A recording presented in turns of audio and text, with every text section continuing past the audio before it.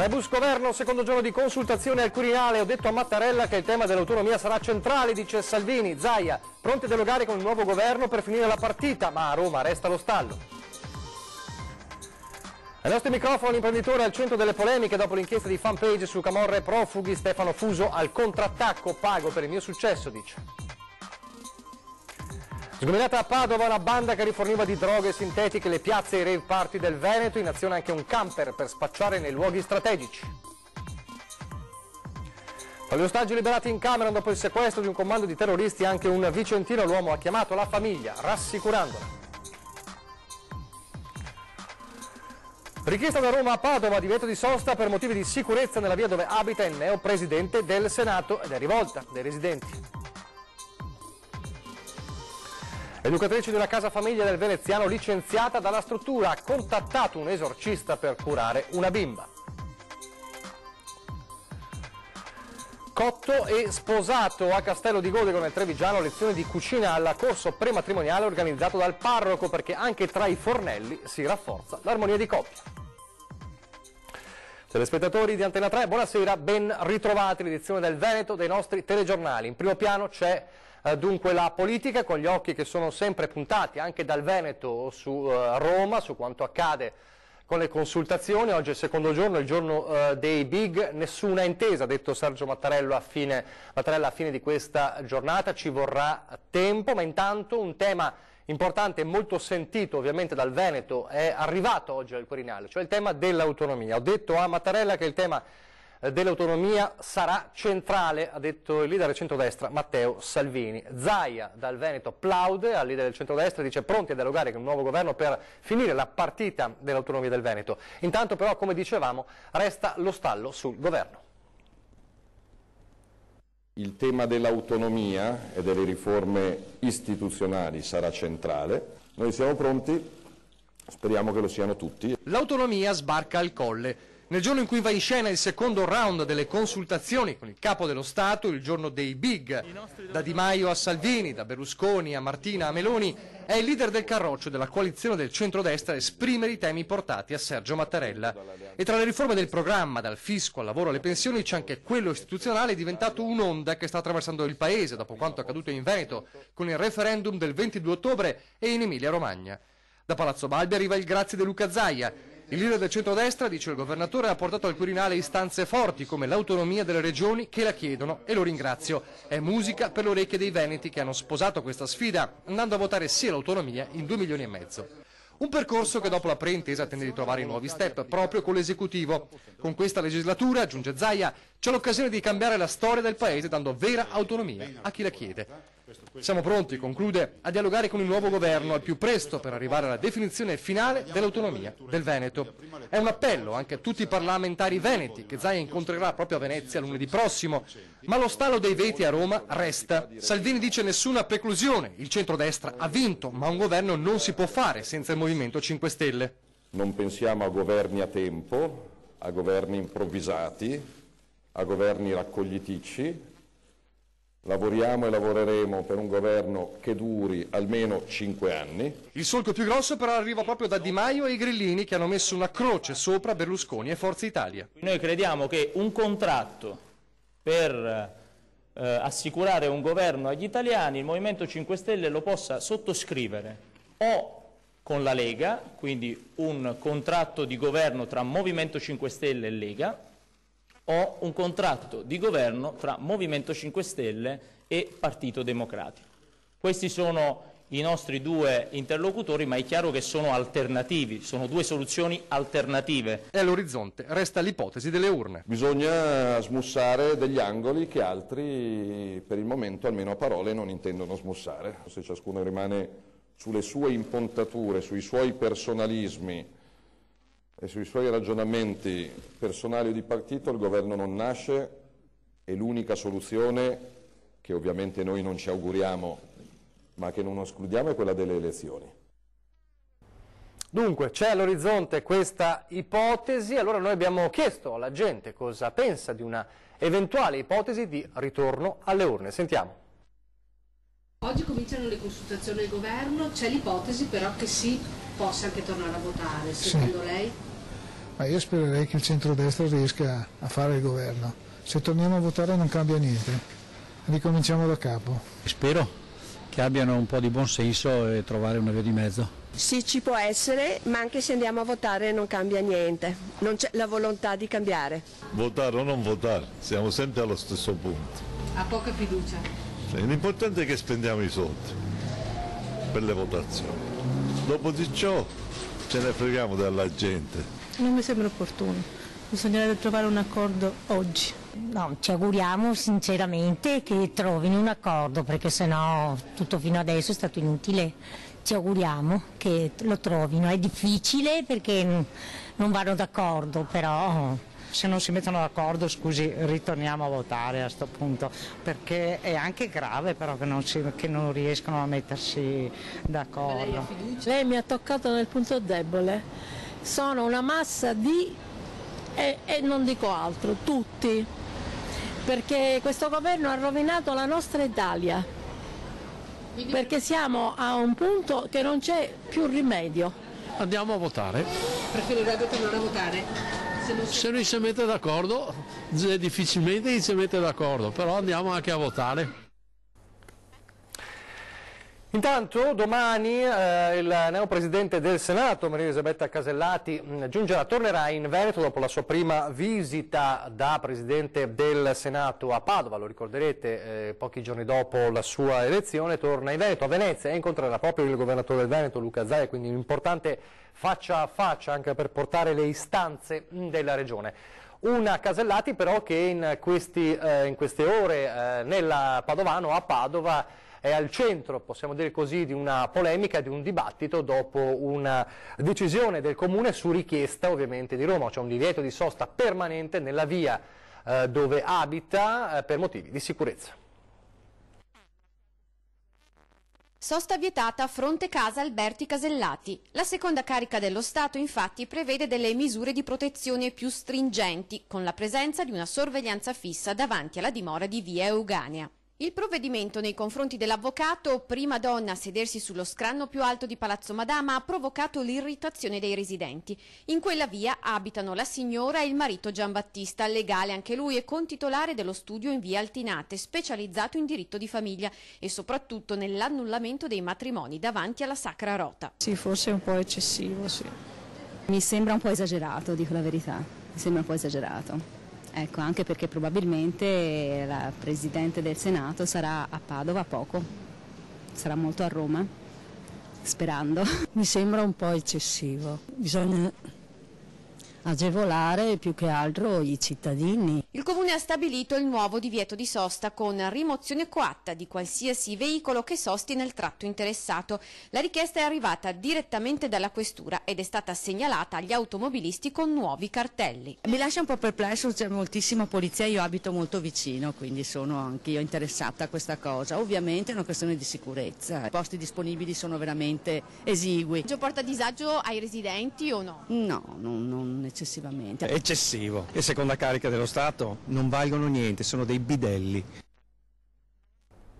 La cronaca adesso e torniamo a parlare dell'inchiesta di Fanpage su migranti e rifiuti, perché oggi ai nostri microfoni si difende l'imprenditore trevigiano Stefano Fuso, finito nella bufera e accusato di aver intrapreso trattative con un camorrista per la vendita del centro riciclo di Vedelago. Sono finito nel mirino, dice, per aver pestato i piedi a qualcuno e anche per i miei successi.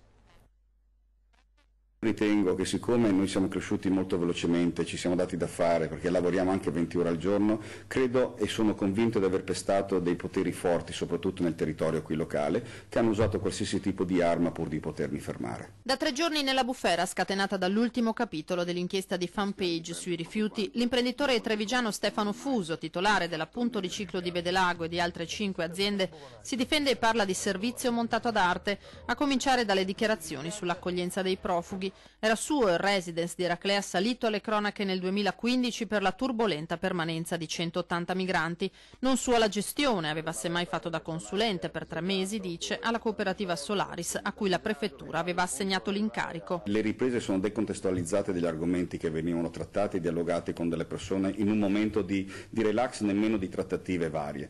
Io, quando si guarda il rispetto che ho nei confronti dello Stato che fa questi appalti e nei confronti dei ragazzi che vengono dall'estero, è altissimo, tanto che ad Eraclea, finché ho fatto io il consulente per la Solaris nella sua gestione, ho sempre curato i loro interessi, avevano l'aria condizionata, mangiare in abbondanza. Non stavo parlando di quello che facevamo noi, ma di quello che facevano diverse aziende fuori sul territorio italiano. Dall'immigrazione ai rifiuti, all'accusa di essere stato sul punto di vendere il centro riciclo di Vedelago, ora passato alla Progest di Bruno Zago, a un camorrista. Noi abbiamo scoperto che un esponente della Camorra, dopo il terzo incontro che abbiamo avuto con lui, anche perché a noi si era presentato non come Perrella ma come Pezzella, quindi non l'abbiamo associato a nessuno, e comunque non è mai stata fatta nessuna trattativa economica con questa persona.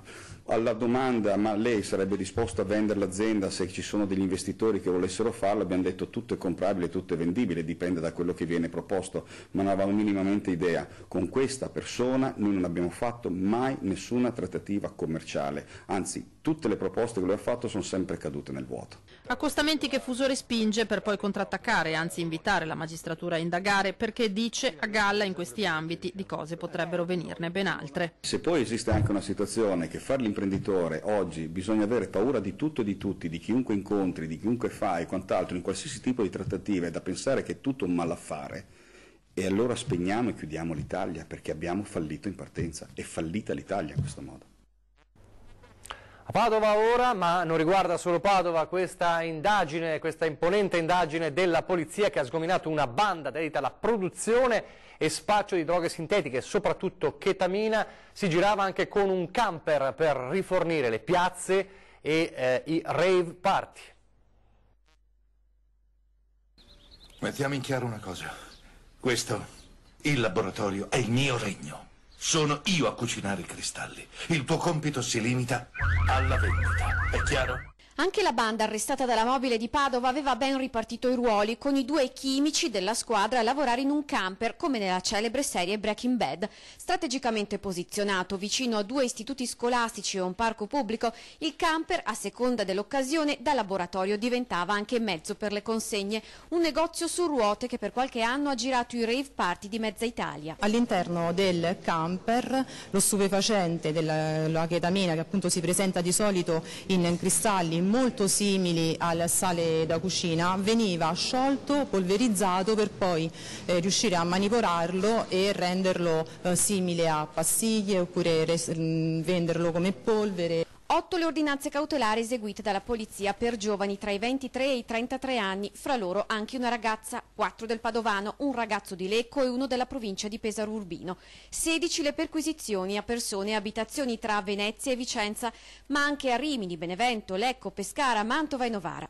Le indagini nel Padovano sono partite nel giugno 2016 e nel corso degli anni si presume un giro d'affari da centinaia di migliaia di euro. Perché un solo grammo di chetamina viene venduto all'incirca sui 40-50 euro al grammo, quindi avendo appunto sequestrato più di 3 kg e quasi 4 kg di chetamina, questo rende l'idea del giro d'affari. Gli indagati organizzavano i traffici via smartphone, gli incassi venivano accreditati su carte prepagate, dall'Olanda la materia prima che arrivava attraverso normali corrieri, poi nel camper veniva lavorata e preparata per lo smercio.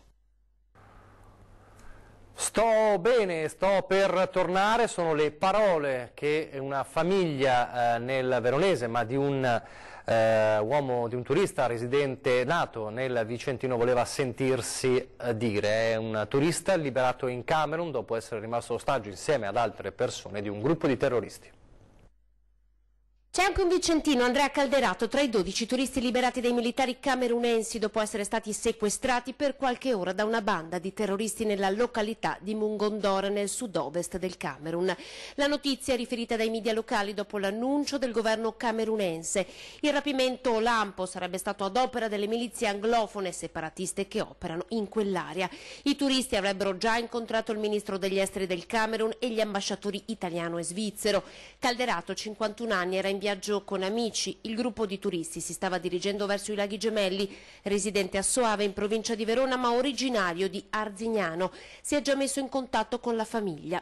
Stiamo bene, ha detto, siamo stati trattati bene, avrebbe riferito al ministro degli esteri. Potrebbero ripartire oggi stesso, il volo in partenza dal Burkina Faso diretto in Chad e da lì in Italia.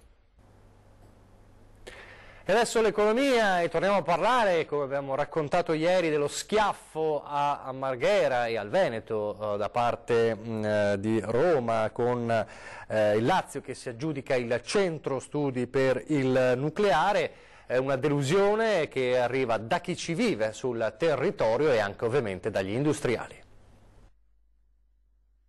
7 su 9 candidate, Marghera ha perso male la scalata per diventare sede dell'esperimento per la fusione nucleare e sono i punteggi assegnati dalla commissione giudicatrice di Enea a dire che con Frascati non ci poteva essere storia. Regione e Comune sono arrivati molto impreparati a questo appuntamento, dice il presidente della municipalità di Marghera, Gianfranco Bettin. Il sito non ha certificazione ambientale, ma sopra ad ogni cosa la candidatura è stata presentata per un'area tuttora privata e perciò indisponibile. Nel 2014 il Comune di Venezia, la giunta precedente, fece un preliminare di acquisto di queste aree, di ricevimento attraverso un accordo con Eni delle aree.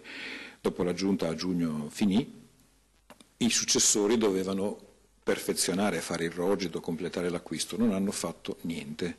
Quindi incalza Bettini, il Veneto è arrivato a Roma nel peggiore dei modi, ha perso una partita che valeva 1500 posti di lavoro e che avrebbe connesso l'attività di ricerca alla zona industriale, i distretti universitari e i distretti produttivi, con un salto di qualità notevolissimo. La sfortuna qui c'entra poco, c'entra solo l'impreparazione, la sciatteria, i ritardi colpevoli accumulati. Dopodiché si poteva anche perdere, la concorrenza era abbastanza agguerrita, ma non arrivare praticamente tra gli ultimi e restando sempre fuori partita. Recuperare lo spazio perso comunque si può, tanto più perché, come sostengono gli industriali, la partita è stata tutta politica.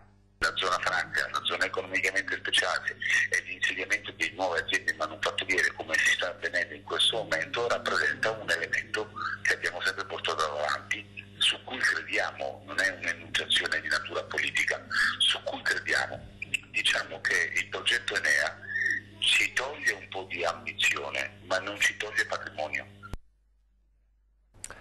Ed ora dall'economia, da una struttura che non si farà, una struttura che come sappiamo è in stallo, c'è la grande telenovela dell'ospedale di Padova, con riflessi anche sulla politica, con un'area di crisi a Palazzo Moroni. Parliamo di Padova, una maggioranza in bilico sul nuovo ospedale. Lunedì un consiglio comunale che si preannuncia infuocato.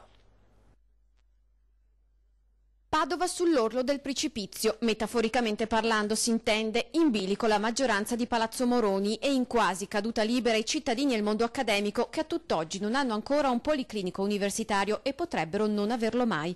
Il Consiglio di lunedì 9 aprile sarà decisivo a dare fuoco alle polveri il gruppo di minoranza Libero Arbitrio che parte da un presupposto. Il progetto che forse si andrà ad adottare, nosocomio su Padova Est, è lo stesso di 2 anni e mezzo fa della Giunta Bitonci, ma il sindaco non conti sul loro appoggio. Il sindaco dovrà ricercare soltanto tra i membri della sua maggioranza il sostegno a questo progetto. Maggioranza che sul tema però scricchiola in maniera preoccupante. La scelta di Padova Est è un tradimento al programma di coalizione civica che punta i piedi inoltre sul prioritario intervento sull'ospedale di Via Giustiniani. Io credo che invece di aspettarsi aiuti dall'opposizione il sindaco e il suo vice sindaco ne prendano atto, si dimettano e rimandino i padovani al voto. Nessuna stampella a Giordani, piuttosto dicono un pool di specialisti. Noi ci presenteremo in consiglio comunale anche con un pool di psichiatri perché aiutino quelli che andarono dal notaio mandando a casa la vecchia amministrazione.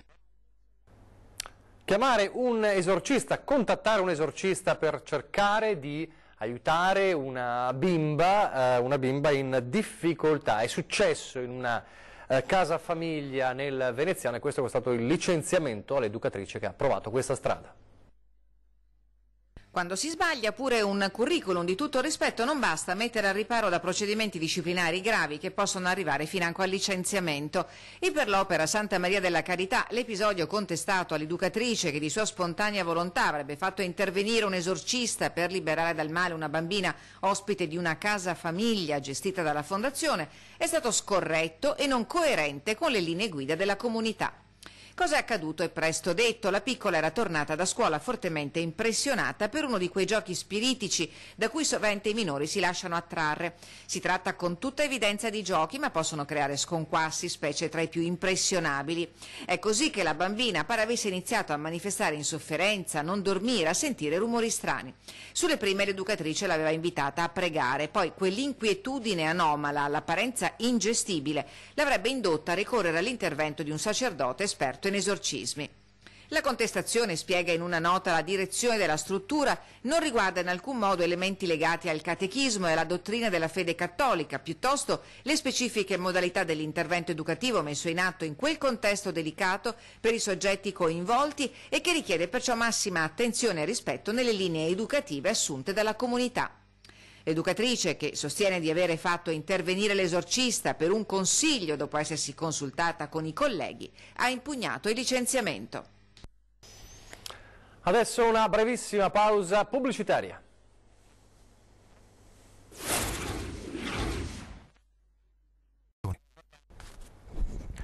Rieccoci in studio, telegiornale del Veneto. Ripartiamo da un appello che la CISL fa alla Regione. Nei comuni veneti ci sono sempre meno dipendenti e i servizi ai cittadini che pagano le tasse cominciano ad essere a rischio. L'ufficio anagrafe del comune di Curtarolo a novembre potrebbe chiudere. Oggi ci lavorano solo 2 dipendenti che per allora andranno entrambi in pensione. Curtarolo, 7.300 abitanti, ha 19 dipendenti comunali, mentre secondo le tabelle del Ministero dell'Interno dovrebbe averne 46. A Candiana il vigile fa l'ufficiale di anagrafe e anche il messo. Nella Bassa c'è Carceri che ha circa 1.500 abitanti e 7 dipendenti, anziché 12. Il comune di Ficarra, Messina, dove sono stati scoperti di recente molti assenteisti, ha circa gli stessi abitanti, 1.400, ma ben 40 dipendenti. In tutta la provincia di Padova, dal 2010 al 2017, per effetto delle normative centrali di non assunzione o di riduzione del personale, i dipendenti comunali sono scesi di 476 unità, da 4.585 a 4.109, mentre la popolazione nella provincia è pure aumentata.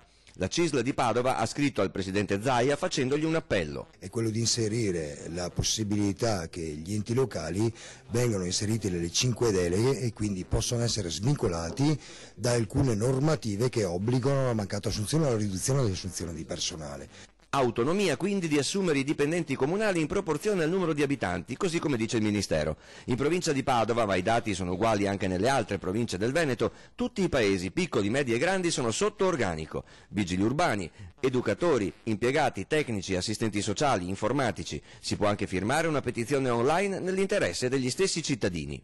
Il ruolo del pubblico dipendente viene visto sempre come un ruolo marginale, per cui la richiesta che facciamo oggi noi è proprio questa, di rilanciare il ruolo del pubblico dipendente, perché è importante per dare servizi adeguati alla cittadinanza. E adesso andiamo a Castello di Godego nel Trevigiano per parlare di un corso prematrimoniale davvero particolare, quello organizzato dal parroco di Castello di Godego, che prevede anche lezioni di cucina.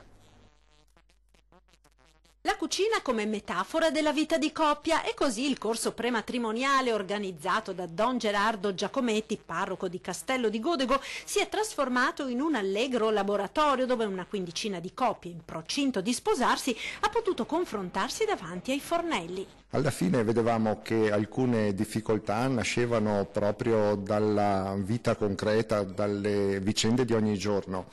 tra cui anche questa esperienza ricca di promessa che è la cucina. Del resto non è una novità che molti problemi di coppia nascano proprio nel dover affrontare le incombenze di ogni giorno, della casa e della famiglia, pulire, fare la spesa e appunto far da mangiare. Da qui l'idea di Don Gerardo che oltre alla formazione teologica e catechistica nel corso prematrimoniale di quest'anno ha messo a frutto i 5 anni di scuola alberghiera e la passione per la cucina. Cotto e sposato, il titolo dei 2 appuntamenti ai fornelli. Il primo l'abbiamo chiamato simpaticamente Cucina all'altezza di tua suocera, proprio perché le giovani coppie hanno ritmi molto veloci e non hanno la possibilità di stare sui fornelli come i loro genitori. Il secondo appuntamento invece sarà quando arrivano gli ospiti. Ecco, a noi pare importante che una coppia non si chiuda mai in se stessa, ma abbia anche questa capacità di accoglienza. E così alla fine la preparazione di un buon piatto diventa metafora della vita di coppia, nella quale bisogna saper dosare bene gli ingredienti per non prevaricare sull'altro. Un grande piatto può essere frutto dell'intuizione che hai, ma ha bisogno poi di padroneggiare anche determinati meccanismi che sanno mettere correttamente insieme gli ingredienti. Allora, quantomeno se non saranno dei buoni sposi potrebbero diventare dei buoni cuochi. Siamo in chiusura, vi ricordo l'appuntamento con 20:10, dopo il TG di Treviso, il telegiornale di Treviso, si parla di un tema importante, quello delle banche venete, con 2 ospiti che ci possono spiegare anche le ultime novità, l'economista Francesco Pontelli e l'avvocato Paolo Quaggetto. È davvero tutto, vi lascio allora le previsioni del tempo, grazie per averci seguito, arrivederci.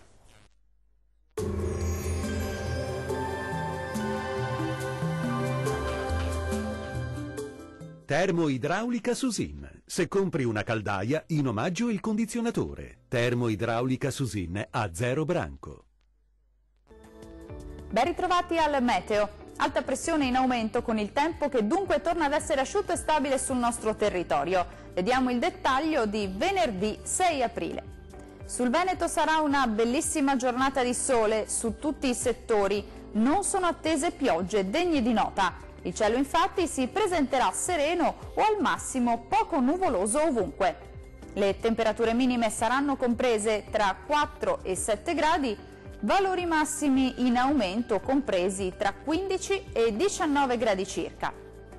Situazione del tutto simile anche sul Friuli Venezia Giulia, ampio soleggiamento come vedete e cielo che sarà praticamente sereno un po' su tutti i settori della nostra regione. Diamo uno sguardo alle temperature, le minime saranno comprese tra 5 e 8 gradi, valori massimi invece oscillanti tra 16 e 19 gradi. Raggiungiamo infine il Trentino Alto Adige. Qualche addensamento sarà possibile sui settori meridionali della nostra regione, ma senza altre conseguenze. Tanto sole altrove con cielo in prevalenza sereno. Le temperature minime saranno comprese tra 4 e 5 gradi, valori massimi invece che si attesteranno intorno ai 18 gradi. Il mare sarà generalmente poco mosso, i venti deboli da nord-est. Dal meteo di Antena 3 per ora è tutto. Arrivederci.